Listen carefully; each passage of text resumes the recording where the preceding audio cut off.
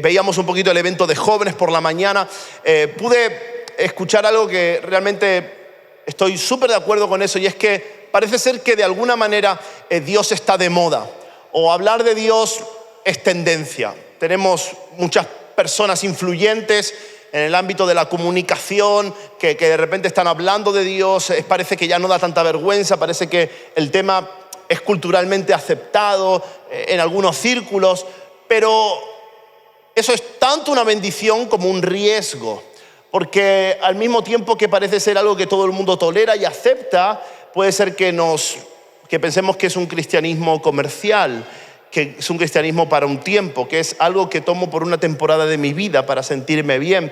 Pero Jesús nos habló de este principio, de la importancia que hay en construir una casa sobre la roca. Pero antes de ir a ese texto para introducir este tema, cuando tenía 15 años, aunque yo nací en una familia cristiana, mis padres vinieron aquí a España en el año 99 como misioneros y he crecido aquí y siempre he estado muy involucrado en la iglesia y en mi amor por el Señor.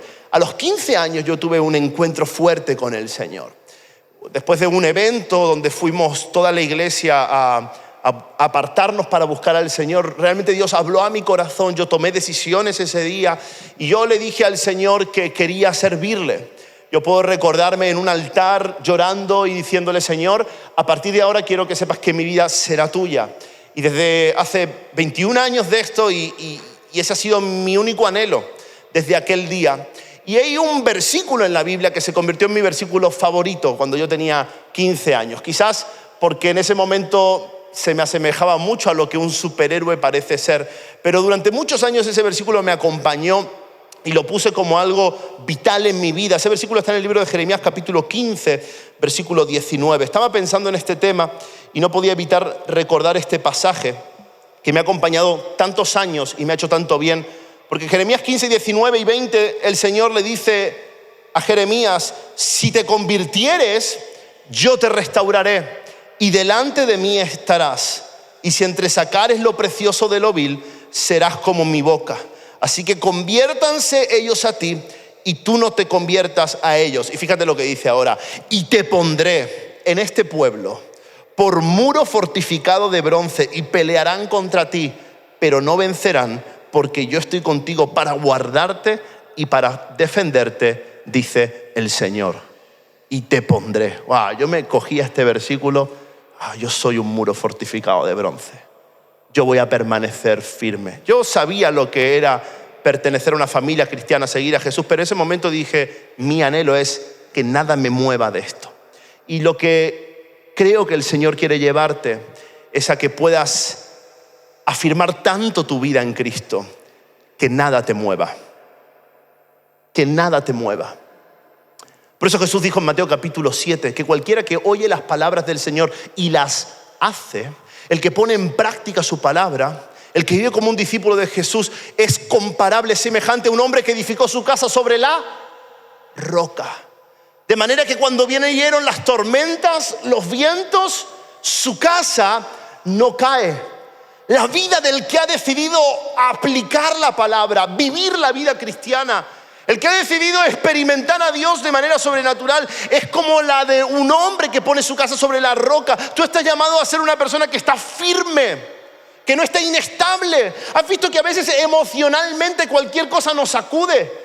Cualquier cosa nos deprime, cualquier cosa nos levanta, y necesitamos aprender y madurar en nuestra fe para ser gente que es inamovible. Ser una iglesia ante la que las puertas del Hades no pueden prevalecer. Esto es importante, porque las tormentas, los vientos, las tempestades vienen a todos.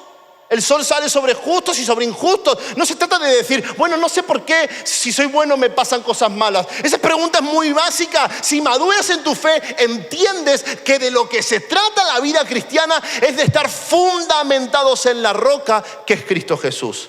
Es la roca más alta en la cual podemos encontrar un refugio. Y Efesios capítulo 6, tomando esta idea, dice el apóstol Pablo: por tanto, tomad toda la armadura de Dios para que podáis resistir en el día malo, y habiendo acabado todo. ¿Te acuerdas de la armadura de Dios? aquellos que llevan más tiempo en la iglesia, el casco, la espada, los pies, el escudo, todo eso, toda esa parafernalia que habla de actitudes en la vida cristiana. Habiendo acabado todo, dice, estad firmes. De lo que se trata cuando vemos a Dios obrar es de que tú puedas ser una persona inamovible. Porque la fe que no se afirma, se adapta. Cuando una persona no está firme en Jesús, cuando una persona no está firme en lo que cree, empieza a adaptar su fe. Empieza a acomodar lo que cree a las circunstancias que vive. Pero ¿sabes qué? Nosotros tenemos que acomodar lo que vivimos a la fe que tenemos. Siempre y cuando nuestra fe esté firme.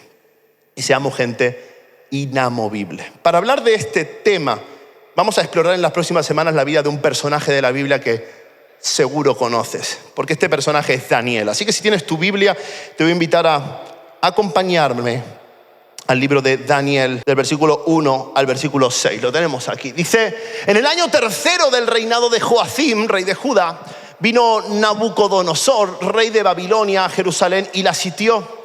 Y el Señor entregó en sus manos a Joacim, rey de Judá, y parte de los utensilios de la casa de Dios, y los trajo a tierra de Sinar, a la casa de su Dios, y colocó los utensilios en la casa del tesoro de su Dios.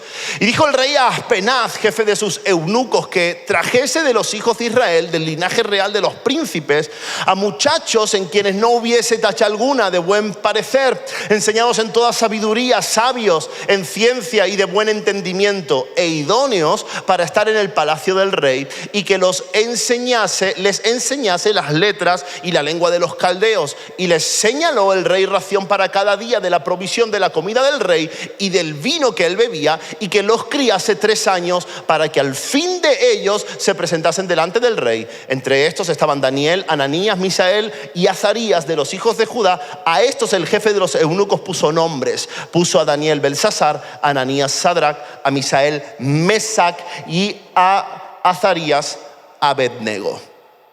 La vida de Daniel es un ejemplo hermoso y claro para entender cómo puedo estar firme en medio de un mundo que se ve caótico, en medio de un mundo que se ve inestable. ¿Cómo puedo hacer? Y en las próximas semanas daremos respuesta a eso. Y lo primero que encontramos en este capítulo, y de lo que quiero hablar, y ahora te voy a dar un poco de contexto para aquellos que les suene un poco rara o antigua la historia. Lo primero que quiero que podamos hablar es que tiene que ver con vivir con convicciones firmes. Para estar inamovible, para ser una persona que no se deja llevar, que no se deja desestabilizar, necesitamos que nuestras convicciones estén firmes. Y por esto hay una batalla cultural. He usado este término a propósito. Porque en el ámbito de la política, sobre todo la sociología, hoy se habla de esto, que estamos en una época de una batalla cultural, donde tenemos que saber a qué nos vamos a adaptar, qué cosas aceptamos, qué cosas no aceptamos. Hay cosas que están en riesgo, hay cosas que son complicadas, y yo no voy a inclinarme hacia ningún lugar, ni a derecha ni a izquierda, pero en lo que se trata a la vida cristiana y a entender este principio de cómo permanecer firmes, primero tenemos que saber que hay una batalla cultural por nuestras convicciones. Nuestras convicciones son aquellas cosas de las que estamos seguros. Y Daniel capítulo 1 nos muestra algunas de las cosas que tienen que estar claras en nuestra vida para que la situación de nuestro alrededor no nos haga caer, no nos desestabilice. Si quieres situar este evento en la historia, tienes que saber que el libro de Daniel es escrito como en el año 605 a.C., es el reinado de Nabucodonosor II. E Israel, el pueblo de Dios, está siendo deportado, es decir, los están trayendo cautivos desde Jerusalén hasta Babilonia. Esta deportación se hace en diferentes fases. La primera fase, los primeros refugiados de Jerusalén que viven en Babilonia, cautivos por el imperio babilónico, era una deportación selectiva. Era una deportación donde Nabucodonosor fue a buscar lo mejorcito de lo que había. Lo que hace Nabucodonosor es acabar con Jerusalén, la sitia, la rodea y la destruye. Nabucodonosor es el emperador que destruye los muros de Jerusalén, que acaba con la ciudad. Posteriormente va a destruir el templo. Es decir, Jerusalén, que es la ciudad de Dios, que es el modelo de la vida de Dios para el pueblo, está siendo totalmente destruida. Y la gente que cree en Dios, lo mejorcito de lo que hay, es traída como rehén a Babilonia. ¿Para qué? Para instruirlos. Fíjate esto que hace Nabucodonosor. Se toma unos cuantos muchachos de entre 12 y 17 años, es decir, adolescentes, jóvenes, y los trae con él y le dice al jefe de su reino, a uno de los responsables, le dice: quiero que durante 3 años les enseñes todo. Dice que sean instruidos en toda sabiduría, que aprendan la lengua, que sean gente que le demos todo el conocimiento, toda la formación, gente que durante 3 años se prepare para que luego ellos sean los príncipes, para que ellos luego sean gentes que estén en el gobierno. Fíjate lo que hace Nabucodonosor. Toma lo mejor del pueblo de Dios, toma a una generación. Nos podríamos preguntar cuántos eran. Bueno, pueden ser decenas, podían ser cientos de adolescentes, podían ser gente que tenía un gran potencial para instruirlos, para cambiar su cultura, su modo de ver la vida, para que en esa edad donde la identidad se define, y quizás esto es un llamado a los papás, a las mamás, en esa edad donde nuestra identidad se define, tú tienes que modelar la cultura de tus hijos, tú tienes que enseñarles cómo vivir, qué es importante, qué hay que creer, qué hay que hacer, qué no hay que hacer, y se enseña desde el ejemplo, desde mostrando, modelando un tipo de vida que ellos quieren tener. Nabucodonosor lo sabe, por eso toma una generación de niños hebreos para convertirlos en mandatarios babilónicos, para cambiar su mentalidad, su cultura y que sirvan a su reino. Pero dice la Biblia que de entre estos, versículo 6, estaban Daniel, Ananías, Misael y Azarías, que eran de Judá, de la tribu de Judá. Judá ha sido acabado. Judá como reino está destruido por Nabucodonosor. Pero dice la Biblia que el oficial en jefe les cambió el nombre y a Daniel lo llamó Belsasar, a Ananías Sadrach y a Misael Mesac y a Azarías Abednego. Lo primero que vemos en esta batalla cultural es que Nabucodonosor les cambia el nombre.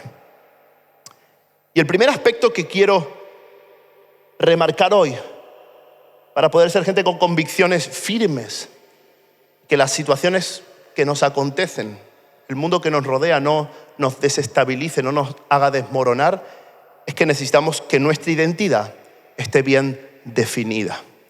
En esta batalla cultural entre el enemigo de nuestras almas y el que ama nuestra alma, tú y yo tenemos que tener clara cuál es nuestra identidad. Porque lo primero que hace el enemigo es intentar cambiarte el nombre. Los nombres de los hebreos eran nombres judíos y eran nombres que tenían un mensaje. Por ejemplo, Daniel, que significa Dios es mi juez. Todos los nombres acabados en él, en el hebreo, es de Elohim. Tiene la acepción de Dios. Por ejemplo, Ezequiel es Dios es mi fuerza. O Daniel es Dios es mi juez. Ellos en su identidad estaban marcados como personas que servían a Dios, que eran consagrados a Dios. Todo niño judío había sido consagrado a Dios desde su nacimiento. Su identidad estaba basada en ese nombre. Ahí estaba su propósito, ahí estaba lo que ellos eran. Y cuando llegan a Babilonia, el emperador lo primero que hace es poner un nuevo nombre sobre ellos.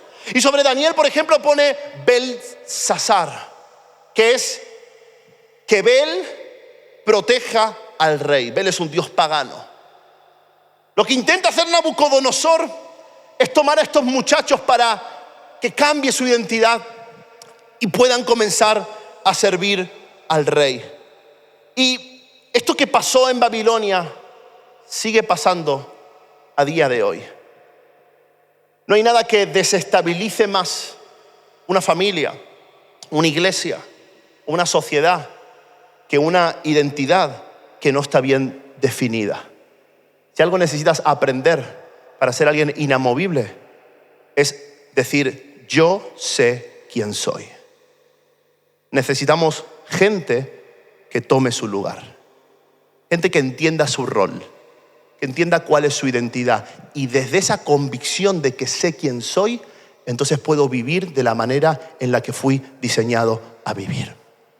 El apóstol Pablo dice en Romanos capítulo 12, conocemos ese texto, versículo 2, no se amolden al mundo actual, no os conforméis a este siglo, sino sean transformados mediante la renovación de su mente para que puedan comprobar cuál es la voluntad de Dios, que es buena, que es agradable y que es perfecta. Hay un problema que nos sacude, que nos hace gente inestable, que nos hace gente fácilmente abatible, que nos hace gente que no seamos firmes, fuertes, inamovibles, y ese problema tiene que ver con nuestra identidad. No necesito ahondar mucho en esto, pero toda esta semana en todas las redes sociales, en todos los medios de comunicación, hemos visto imágenes de personas que se autoperciben como animales y entonces entienden que su vida tiene que ser totalmente diferente. Dejan de hacer lo que hacían, dejan de pensar como lo que pensaban para vivir de una manera en la que no fueron diseñados a vivir. ¿Por qué? Porque hay una crisis de identidad en el ser humano. Y claro, la imagen es llamativa y a todos nos consterna, otros hacen burla, da igual. El punto en concreto es que hay un problema en el ser humano, y ese problema estaba mucho antes de que aparecieran estas personas. Ese problema está en los padres de familia, en las mamás, en los empresarios, en aquellas personas que están llamados a ocupar lugares en la sociedad. Necesitamos gente que entienda y sepa cuál es su identidad para poder vivir la vida que Dios les diseñó a vivir. Hogares pueden ser restaurados si tenemos definida nuestra identidad. Esto es súper importante, porque Satanás, que es padre de mentiras, vendrá siempre a intentar ponerte un nombre que no te pertenece. La Biblia dice que él es, en el libro de Apocalipsis capítulo 12, el acusador de los hermanos. Y de repente tú vienes a la iglesia, escuchas la palabra, buscas al Señor, recibes fe, tienes algo claro, pero de repente en la semana, el lunes, el martes, ahí viene el excusador para decirte, tú eres un fracaso, tú eres un pecador, tú eres un sinvergüenza. Ahí viene Satanás, Nabucodonosor, el sistema de este mundo, para decirte algo que quiere que tú creas. Y por más mentiras que sean, si terminamos dándole crédito a una mentira que Satanás vierte sobre nuestra mente, terminamos convirtiéndolo en una verdad que condiciona toda nuestra vida. ¿Por qué? Porque hay un problema en que no tenemos clara cuál es nuestra identidad. ¿Por qué la gente abandona la fe? ¿Por qué incluso tú, en algún momento de tu vida, te apartaste de los caminos del Señor? ¿Por qué viviste de una manera que al Señor no le agrada? Todo empieza en por no entender cuál es tu identidad. Es interesante porque Daniel escribe su libro. Es un libro autobiográfico. Y es un libro que tiene tanto contenido que todavía estamos esperando el cumplimiento de muchas de las cosas que Daniel entendió. Cuando quieres entender en los últimos tiempos lo que pasará cuando el Señor venga, los tiempos finales, leemos el libro de Daniel porque él tiene revelación, entendimiento. Él entiende cosas que todavía están por cumplirse y por verse. Cuando estudias el libro de Apocalipsis, lo estudias con Daniel, porque aquí hay algo que se convierte en oro para todas las generaciones. Pero todo eso parte de un hombre que sabe cuál es su identidad y que no le afecta las etiquetas que el mundo ponga sobre él. Y en este libro autobiográfico que él escribe es súper interesante, porque siempre que él hace referencia a sí mismo, pone Daniel. Su nombre había sido cambiado, pero siempre que él habla de sí mismo, él pone Daniel. Y cuando habla de su rol en el imperio babilónico o conversaciones con los reyes de Babilonia, él pone su nombre babilónico, que es Belsasar. No le importa el hecho de que algunos lo conozcan por algo que no es, porque él sabe realmente el rol y el lugar que Dios le ha llamado a tener en este reino, en este imperio. Y aquí hay algo súper importante. Y es que nosotros también estamos en Babilonia. Nosotros también estamos en un mundo que está corrompido, de pecado, acabado. Y puede que no podamos evitar vivir en Babilonia. Puede que nos toque vivir en el mundo. pero lo que no podemos permitir es que el mundo viva en nosotros. Yo sé quién soy. Yo sé lo que Dios dice que soy. Aquí empieza el cambio revolucionador para tu vida. Y claro, por esto leemos la Biblia. Amigo, amiga, nosotros leemos la Biblia por esto. No leemos la Biblia solo para tener alguna experiencia el domingo, o ni siquiera la leemos para tener un conocimiento. Oh, mira cuánto sé, mira cuántos versículos de memoria me sé, o para ser el más rápido en encontrar el libro de Daniel. No leemos la Biblia por eso. Leemos porque la Biblia me dice quién soy. Y necesito recordarlo, necesito saberlo, necesito escuchar esto, declararlo. Esto es súper importante. Algunos me conocen lo suficiente para saber desde qué lugar digo las cosas y no intento avalar el hecho de la confesión positiva, que tú digas me va a ir bien, me va a ir bien, me va a ir bien. Eso no cambia absolutamente nada. Decir cosas por decir no cambia nada, pero cuando confiesas con tu boca la palabra de Dios, algo puede cambiar. Porque la palabra de Dios tiene la capacidad de renovar tu entendimiento. Mira, el problema de un creyente que no declara la palabra de Dios, que no conoce la Biblia, que no sabe lo que está escrito, que no sabe lo que Dios dice, es que cualquier doctrina, cualquier enseñanza, cualquier idea lo desestabiliza. Pues entonces quizás tenga que hacer esto, quizás tenga que hacer lo otro. Pero cuando conoces lo que la palabra de Dios dice, nada te mueve. Entonces yo sé lo que la Biblia dice que soy. ¿Tú lo sabes? Amén. Amén. Amén. Hacemos un repaso rápido. Yo corro, ahí tengo el tiempo, yo corro. Rápido, abróchate el cinturón. No hay. La Biblia dice, dile al que tiene al lado, la Biblia dice, venga, voy rápido. La Biblia dice que soy un hijo de Dios, que he sido adoptado. No se lo tienes que decir todo, te lo digo yo, porque si no aquí armamos un jaleo.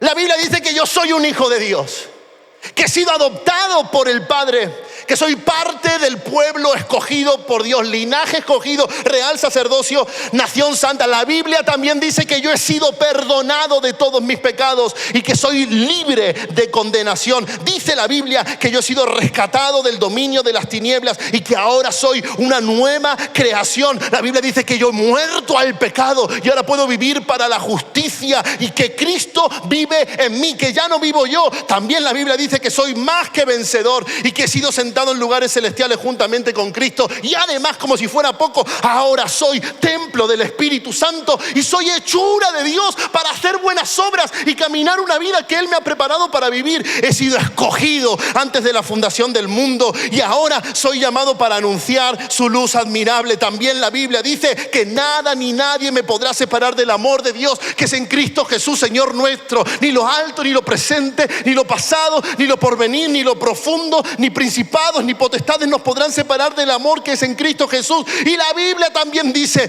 que estoy guardado por su poder y que mi vida ahora está escondida en Cristo Jesús. Y eso es lo que soy. Ahora, si tú tienes claro esto, a ti no te mueve cualquier pecadito de morondanga. Si tú tienes claro esto, a ti no te mueve una situación difícil en tu vida, porque yo sé lo que soy. Claro, es probable que tú sientas el impacto del viento, el impacto de la tempestad. No estoy hablando de ser... No sirve esto de no pasa nada y estás destrozado. Eso no sirve. Claro que pasan cosas. Claro que hay dificultades, pero pase lo que pase, yo sé quién soy. Yo soy Ezequiel. Y sé que Dios es mi fuerza, que Él es mi roca más alta, es el castillo fuerte. Él es mi socorro. Yo soy lo que la Biblia dice que soy. Y cuando defines tu identidad, entonces nada puede moverte. A ti te digo, Simón, que tú eres Pedro, y sobre esta roca yo edificaré mi iglesia. En el versículo 8 dice, hablando de Daniel, después de que le asignaran comidas para prepararse para servir al rey, pero Daniel propuso en su corazón no contaminarse con la comida y el vino, con la porción de la comida del rey, ni con el vino que él bebía. Y pidió por tanto al jefe de los eunucos que no se le obligase a contaminarse. Y puso Dios a Daniel en gracia y en buena voluntad al jefe de los eunucos. Lo que encontramos en Daniel, en esta batalla cultural, en este intento de Nabucodonosor de hacerlos a su imagen, de tomarlos para que les sirvan. Mira, el diablo sabe más por viejo que por diablo. Y lo único que intenta el enemigo es sacarte del destino que Dios tiene para ti, para hacerte a su molde, a su manera, para que pienses como todo el mundo. Y entonces, ¿qué hace Daniel? Propone en su corazón. Y si algo necesitamos en esta batalla cultural, y algo nos puede hacer gente inamovible, es tener un corazón puro. Con esto Daniel lo que está diciendo es: yo sé a quién sirvo. En primer lugar, yo soy quien Dios dice que soy, pero también yo sé a quién sirvo. Yo tengo claro, definido mi corazón. Y cuando tú tienes clara tu identidad, amigo, amiga, tú no comprometes tu conducta. Cuando tienes claro lo que eres, no dudas en cuanto a lo que hay que hacer y lo que no hay que hacer. La semana pasada estuvimos hablando con los jóvenes acerca de noviazgo, relaciones y todo esto. Y hay dos maneras de encarar este tema en la vida cristiana. Uno es descubriendo dónde está el límite. ¿Hasta dónde puedo hacer sin pecar? Eso es una mentalidad infantil. Todos hemos pasado por ahí. Hay gente, ay, no sé, ¿qué está permitido? ¿Qué no? ¿Qué sí? ¿Qué no? ¿Qué pin? ¿Qué pan? ¿Qué se puede? ¿Qué no se puede? Pero el que sabe quién es, sabe para quién vive y no hará nada que a Dios no le agrade. ¿Y qué hace Daniel para vivir como Dios quiere que él viva en un mundo que está roto? Purificar su corazón. Dice el salmista: ¿quién estará delante del Señor? El limpio de manos y el puro de corazón. El hombre de doble ánimo, dirá Santiago, es inconstante en todos sus caminos, y doble ánimo es doble corazón. ¿Qué necesitamos entender para convertirnos en gente que no se deja mover? Necesitamos purificar nuestro corazón. Purificar nuestro corazón. Y aquí ocurre algo que llama muchísimo la atención. Porque al final esto de Daniel no se trata de comida. Yo lo siento por todos aquellos fanáticos del ayuno de Daniel. No, lo siento, de verdad. Porque yo sé que está de moda y es curioso que el ayuno de Daniel siempre cae en enero cuando estamos llenos de comida, ¿no? Tampoco entiendo muy bien eso. ¿Por qué? Primero que el ayuno de Daniel, para todos los valientes que empezaron el año haciendo ayuno, fueron 3 años, no 21 días, aquí. 21 días en el capítulo 10, pero aquí, el de verduras, fueron 3 años. Y yo aquí, quitando 2 o 3 que sé que son veggies, al día 12 ya estás comiendo carne. 3 años. 3 años que tenía que ver con una instrucción. No se trataba de la comida, de qué comer o no comer. No era el problema la comida. El problema es que eso estaba consagrado para dioses paganos.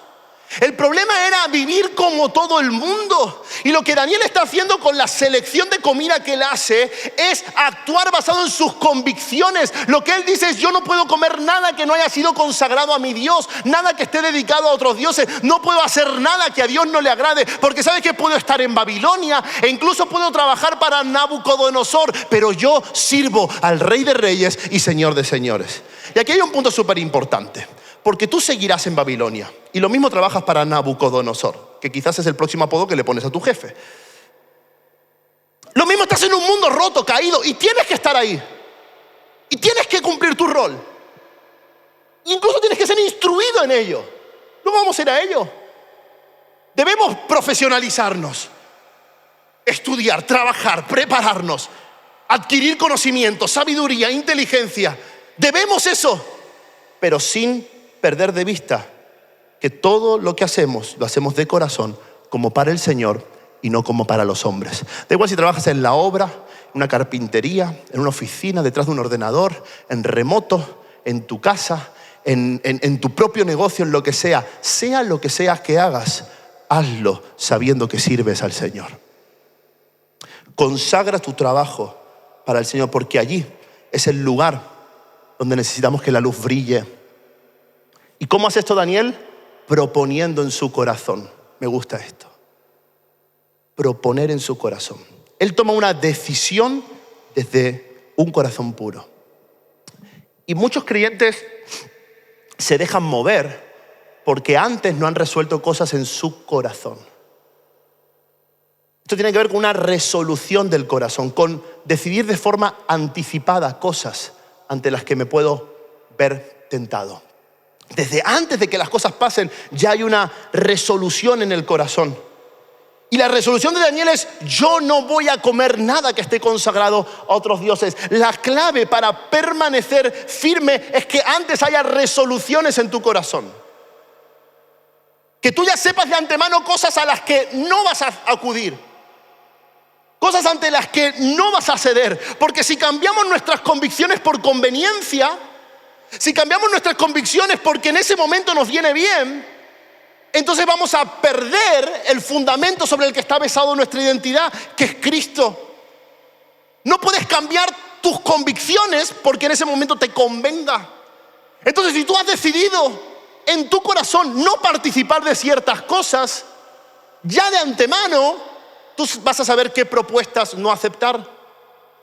Si tú has resuelto en tu corazón qué cosas no te hacen bien ver, entonces de antemano sabrás de dónde tendrás que huir. No sé si me estás entendiendo. No se trata de lo que siento, porque en el momento no vas a sentir: ay, esto me hace mal. En el momento vas a estar abducido por la tentación. Pero siempre que viene una tentación, dice la Biblia, Dios provee una salida. Y esa salida es algo que primero has resuelto en tu corazón.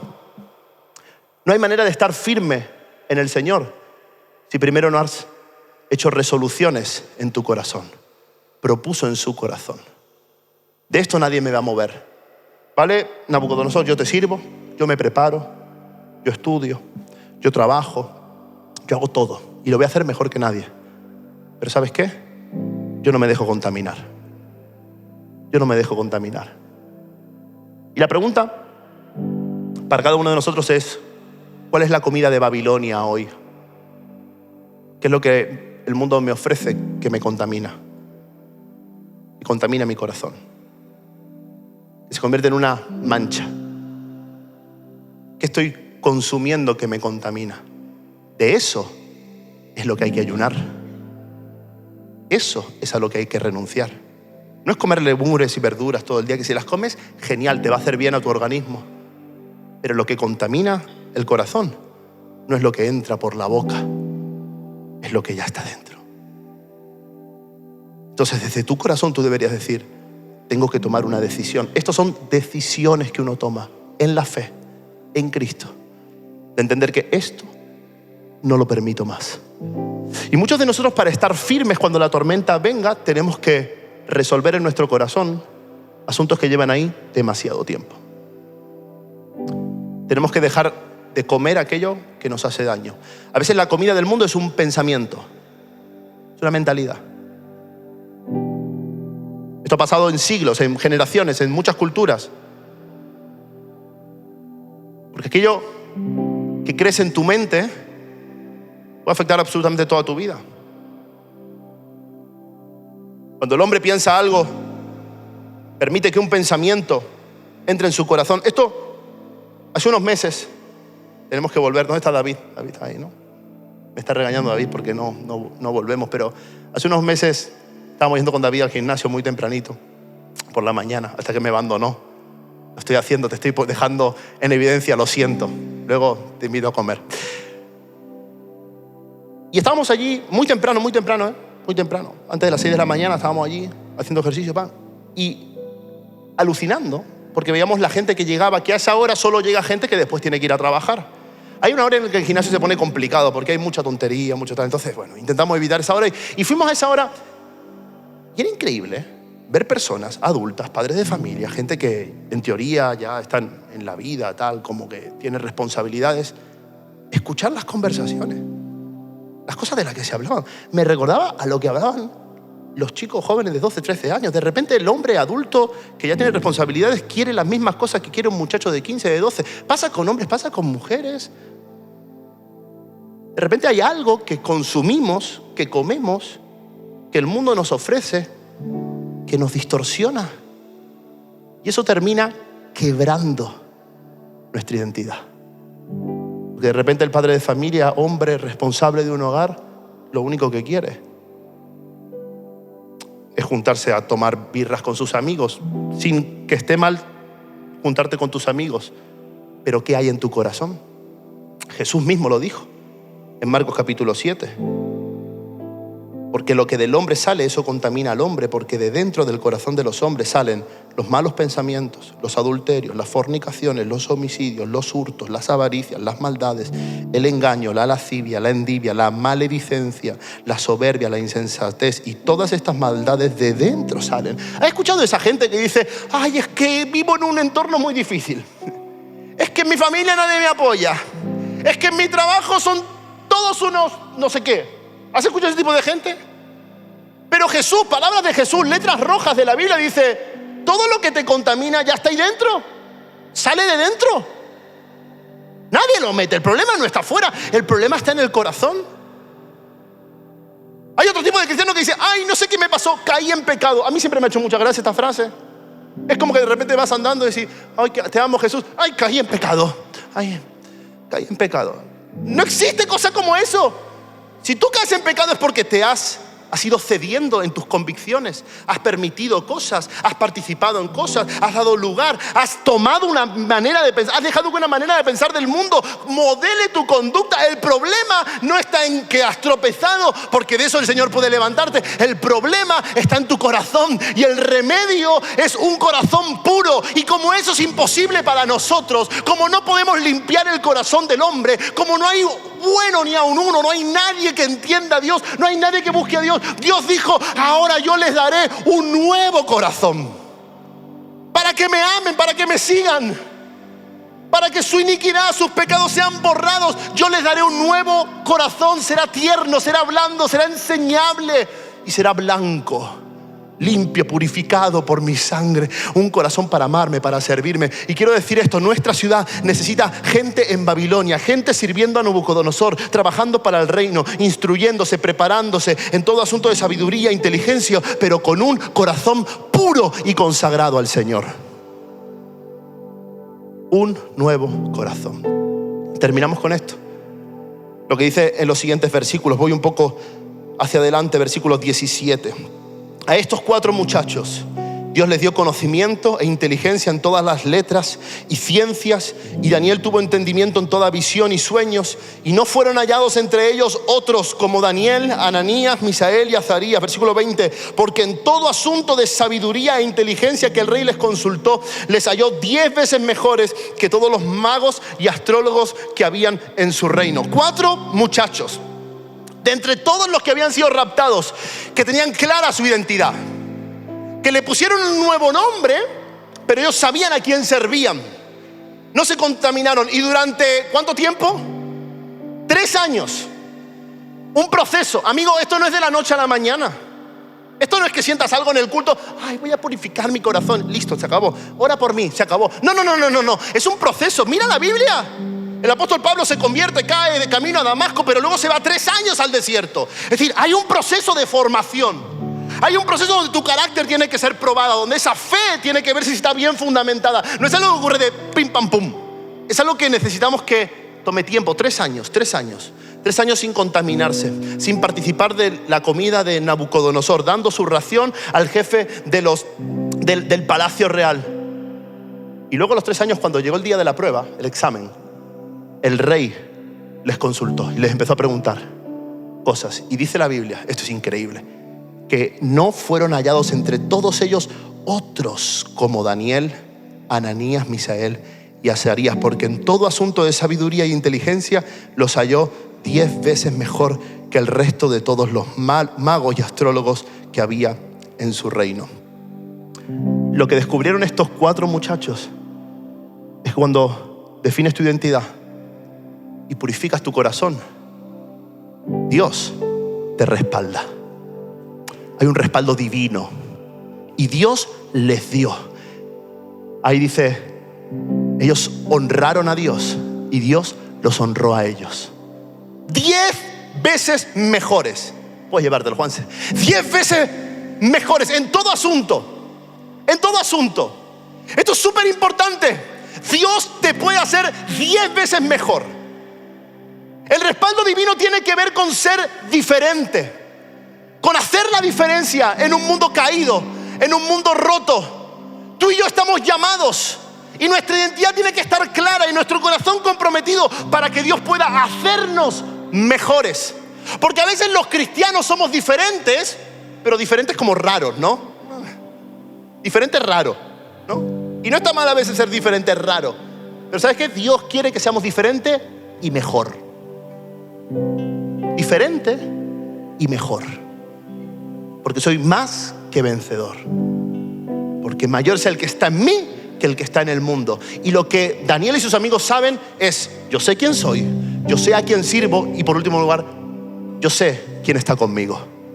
Yo sé que Dios es el que me da la capacidad. Wow, yo sé que Dios me da la capacidad. Entonces todo lo que te toca hacer en Babilonia, el rol que te toque jugar en esta sociedad, el lugar en el que te toque trabajar, el lugar en el que te toque liderar, influir, ese lugar será un lugar para ser el mejor, para hacerlo mejor que otros. Mejor no en el sentido de superioridad, sino en el sentido de hacer la diferencia. El rey se dio cuenta que esos no eran como los demás y nuestro mundo necesita ser iluminado por luminares que están en el mundo. Por eso Jesús dijo, yo no te ruego que los quites del mundo, sino que los guardes del mal, que su corazón permanezca puro, porque ellos tienen que estar en el mundo para afectarlo, para brillar, para iluminar, para ser mejores en un mundo que está roto y caído. Y Daniel y sus amigos se convierten en muchachos respaldados por Dios con 17 años de edad. En todo el reino no había uno como ellos. No había mago, brujo, astrólogo, sabio que pudiera saber lo que ellos sabían. Pero ¿sabes por qué?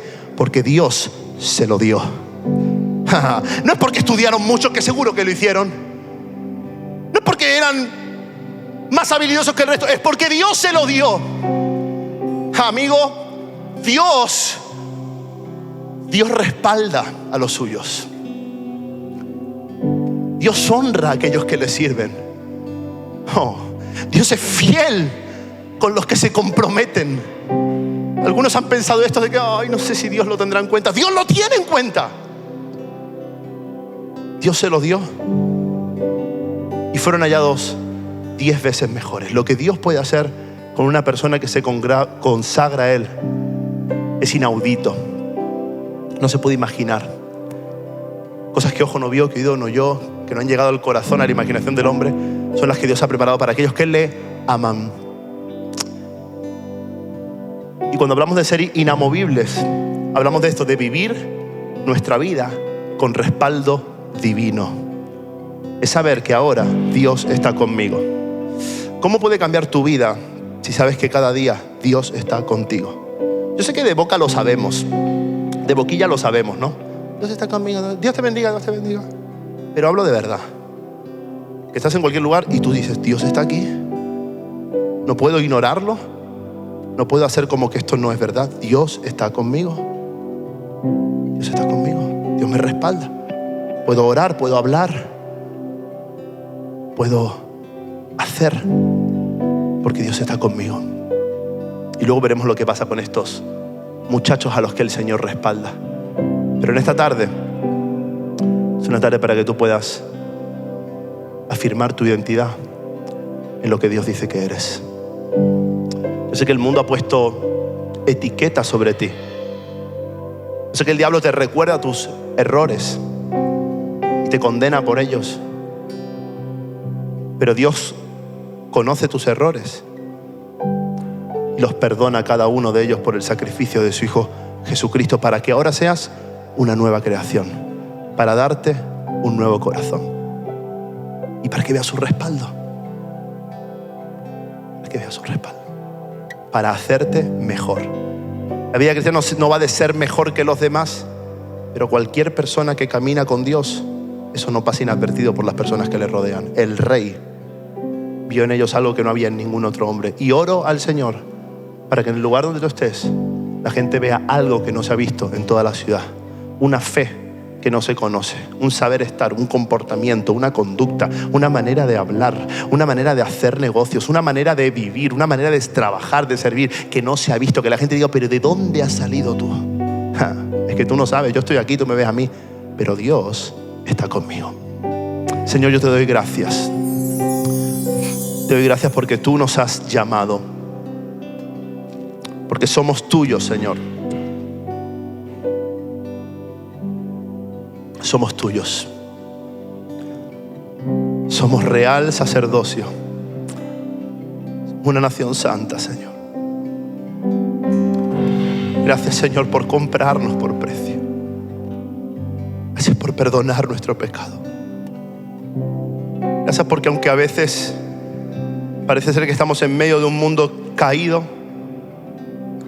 en medio de tempestades que nos azotan nuestra mente, nuestro entorno, hoy podemos mirarte a ti y recordar que somos lo que tú dices que somos. Somos tus hijos. Y queremos afirmar nuestra vida, construir nuestra vida en esta verdad. Queremos que nuestro corazón sea purificado. Queremos resolver en nuestro corazón aquellas cosas que necesitamos predecidir. Tomar esa decisión es decir, a esto no vuelvo, a esto no cedo. Esto que creo no lo cambio por nada. No habrá nada que cambie esto que yo creo. Y también queremos pedirte perdón si a veces hemos comido de la comida de Babilonia. A veces nos hemos alimentado de este sistema que nos ha hecho creer cosas que solo afectan a nuestra alma. Hoy nos rendimos a ti, Señor. Hoy nos rendimos a ti, Jesús.